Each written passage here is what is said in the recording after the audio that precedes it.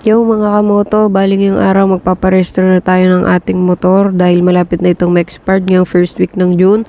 So dala natin yung photocopy ng ORCR, kukuha tayo ng insurance, magpapa-emission test at MVIS tayo, tapos diretso tayo ngayon sa LTO mga kamoto. Make sure lang mga kamoto na naka-upload na sa LTO portal yung inyong papel bago kayo magparehistro para mas madali. Okay, let's go mga kamoto. First step ay kumuha muna tayo ng insurance. So, bale dito ko napag-anuhan sa Cebuana, kumuha ng insurance kasi mura at saka madali lamang.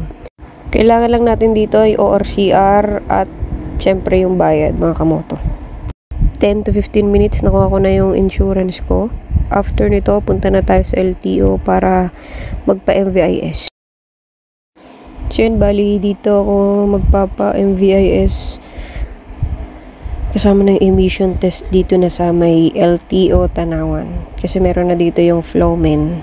Kasama na lahat dyan. So, bali, isahang testing na. At isahang result na po ibibigay sa atin mamaya. So, yun. Let's go mga kamoto.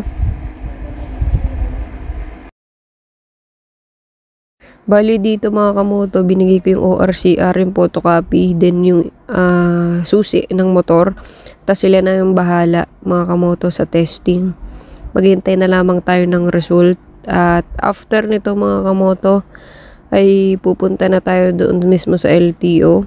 At magsisimula ng i-register yung motor natin. Let's go. Dito sa LTO mga kamoto, papasa yung photocopy ng ORCR, yung insurance na kinuha natin kanina, at syempre yung result ng MVIS at emission testing natin. So, hintayin na lang natin. Maya pa ako'y tinawagan na para pumunta sa cashier, bayaran itong ating rehistro. At after ko sa cashier ay nirelease na nila yung bagong OR natin. So, yan mga kamoto. Nakarehistro na yung motor natin at sana ay may natutunan kayo sa ating vlog. So, yan mga kamoto, ipa-flash ko na lang sa screen lahat ng nagastos natin at yung pinaka-total niya.